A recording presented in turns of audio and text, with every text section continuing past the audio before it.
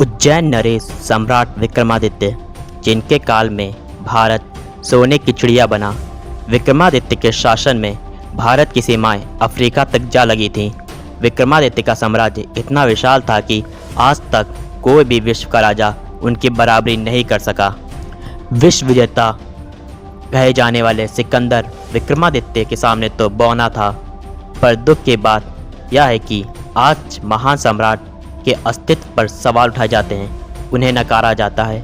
विक्रमादित्य को पौराणिक पात्र कहकर काल्पनिक बताया जाता है, जबकि कई पुराण, कई ग्रंथ, कई स्थान विक्रमादित्य के होने का प्रमाण स्वयं दे रहे हैं। आज हम उन्हीं सब को विक्रमादित्य के बारे में बताएंगे और प्रमाण भी देंगे। सबसे पहले बात करते हैं विक्रमादित्य की। विक्रमादित्य का जन्म आज से 2077 वर्ष पूर्व उज्जैन के परमार राजपूत वंश में सम्राट गंधर्व सेन व महारानी सौम्या के घर चैत्र शुक्ल पक्ष की प्रतिपदा तिथि को नवरात्रि के प्रथम दिन हुआ था। विक्रमादित्य 20 वर्ष की आयु में उज्जैन के राजा बने। विक्रमादित्य ने एक के बाद एक सभी शक राजाओं को हराकर भारत को शकों से मुक्त कर दिया था। शकों पर जीत पर विक्रमादित्य ने विक्रम संवत का प्रारंभ किया, जो 57 ईसा पूर्व हुआ था। यह विश्व का पहला कैलेंडर था। विक्रम संवत आज भी हिंदुओं का प्रमुख पंचांग है। भारत और नेपाल में सभी त्यौहार विक्रम संवत के आधार पर ही मनाए जाते हैं। विक्रमादित्य ने भारत की सीमा का विस्तार करते हुए अफगानिस्तान, म्यांमार, श्रीलंका, चीन, इराक, ईरान, मिस्र, नेपाल, कोरिया, इंडोनेशिया, रोम, अरब, अफ्रीका तक का क्षेत्र जीत लिया था और भारत के अधीन कर दिया था। विक्रमादित्य ने रोम के शासक जूलियस सीजर को भी युद्ध में हराकर बंदी बनाया था। विक्रमादित्य को एक महान सम्राट, देशभक्त, दानवीर, प्रजावत्सल व धर्म रक्षक माना जाता है। विक्रमादित्य अपनी प्रजा का कर्ज स्वयं उतारते थे। विक्रमादित्य के शासन में एक भी ऐसा व्यक्ति नहीं था जिसके ऊपर कर्ज हो। विक्रमादित्य ने धार्मिक स्थलों व मंदिरों का पुनर्निर्माण कराया था।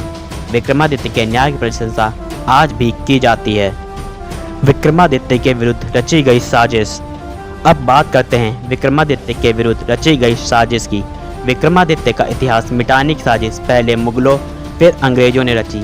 800 वर्ष की गुलामी ने भारत के इतिहास को पूरी तरह बदल दिया और विक्रमादित्य के साथ कई महान राजाओं का इतिहास मिटा दिया गया।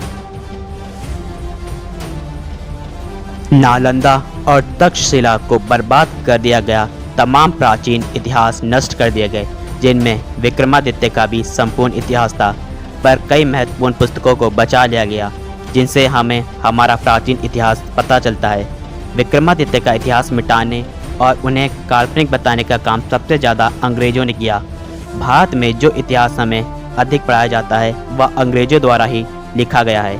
हमें 1947 में आज़ादी तो मिली, लेकिन हमारे स्कूलों में आज भी अंग्रेजों द्वारा लिखित इतिहास ही पढ़ाया जाता है, जिसमें सिर्फ मुगलों और अंग्रेज राजाओं का ही महिमा मंडन है। अब ये साजिश रचने का मुख्य कारण था कि अंग्रेज चाहते थे कि भारतीय कभी अपना वास्तविक इतिहास न जाने। भारतीय को सिर्फ यह ही लगे कि वे कमज़ोर और गरीब सदैव गुलाम रहे हैं। अंग्रेज इस तरह भारतीयों की मानसिक तौर पर कमज़ोर करना चाहते थे। विक्रमादित्य का इतिहास मिटाने का एक मुख्य कारण यह था कि अंग्रेजों को यह सिद्ध करना था कि उस काल में दुनिया अंधकार में थी, ज्ञान प्रकाश से दूर चारों ओर अधर्म था, और इसी को दूर करने के लिए ईसा मसीह का जन्म हुआ था। और ऐसा तभी हो सकता था जब विक्रमादित्य का नाम मिटाया जाए।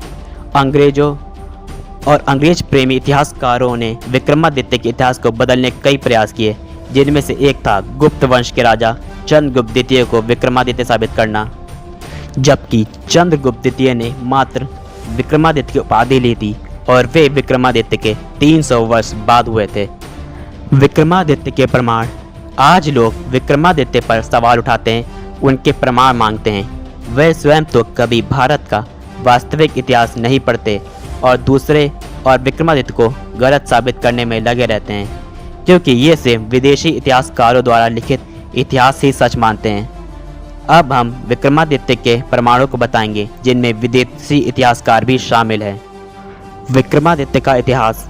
भविष्य पुराण, ब्रह्म वैवर्त पुराण, ब्रह्मांड पुराण, सिंहासन बत्तीसी, बेताल पच्चीसी, कथा सरित सागर, सहसान चरित्र व कालिदास के ग्रंथों में मिलता है।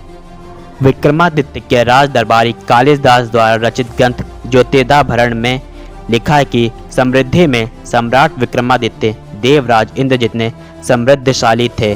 समुद्र जैसा उनका गंभीरता, उनमें उदारशीलता ठीक एक कल्प वृक्ष की तरह थी। पृथ्वी के रक्षक एवं सहायक थे।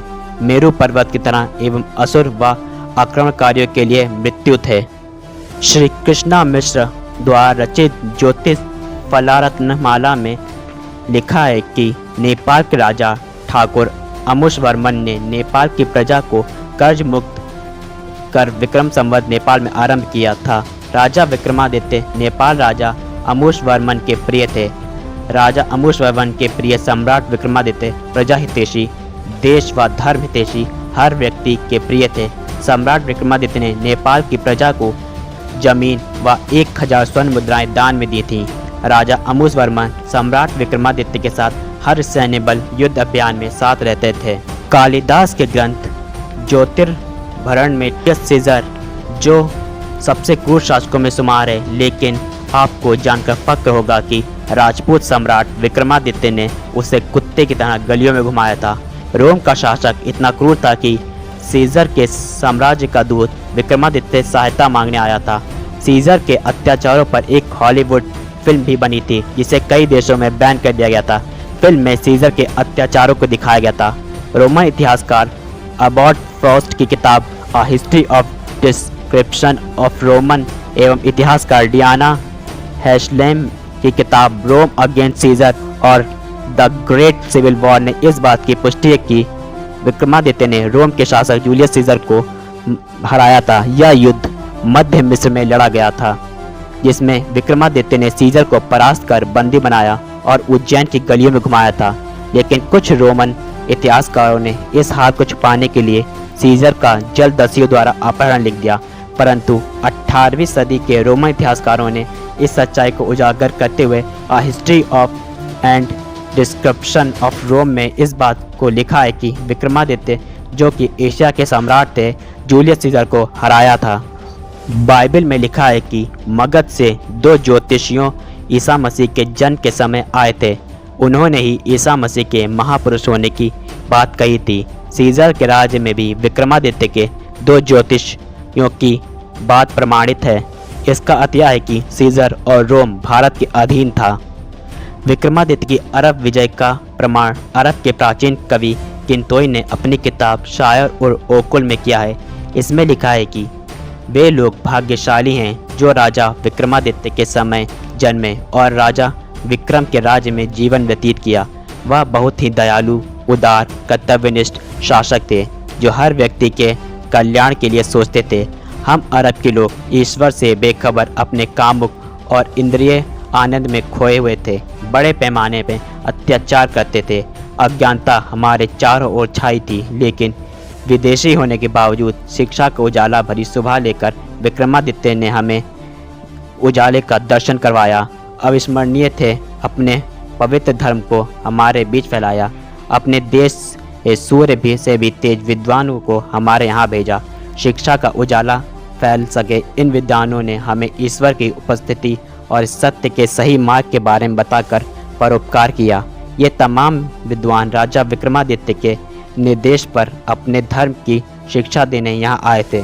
यह पुस्तक आज भी तुर्की के इस्तांबुल शहर की प्रसिद्ध लाइब्रेरी मकतब-ए-सुल्तानिया में रखी हुई है। विक्रमादित्य की अरब विजय का जिक्र ईरानी इतिहासकार साइक्स ने हिस्ट्री ऑफ पर्शिया में भी किया है। परमार वंश के सभी राजाओं ने विक्रमादित्य को ही अपना पूर्वज माना है। आज भी परमार वंश के लोग स्वयं को विक्रमादित्य का ही वंशज कहते हैं। विक्रमादित्य के बारे में इतिहासकार अल बरहूनी, अबुल फजल, पेरिस्टा, बदायूनी और पर्शियन इतिहासकारों ने किया है। सम्राट विक्रमादित्य ने ही मथुरा, अयोध्या की खोज की थी। उत्तर प्रदेश के शहर सीतापुर की स्थापना भी विक्रमादित्य ने ही की थी। उत्तर प्रदेश में स्थित चिनारगढ़ का किला सम्राट विक्रमादित्य ने बनवाया था। यह किला आज भी मौजूद है। उज्जैन में श्री नवग्रह शनि मंदिर आज भी है, जिसका निर्माण 2000 साल पूर्व विक्रमादित्य ने करवाया था।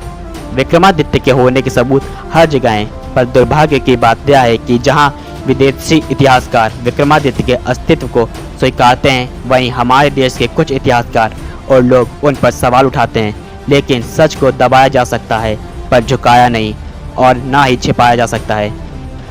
मेरी पिछले वीडियो विक्रमादित्य और जूलियस सीजर पर कुछ लोगों ने विक्रमादित्य के अस्तित्व पर प्रमाण मांगे और उस युद्ध का प्रमाण मांगा। यह वीडियो उन्हीं लोगों को मेरा जवाब है। जय विक्रमादित्य, जय महाकाल।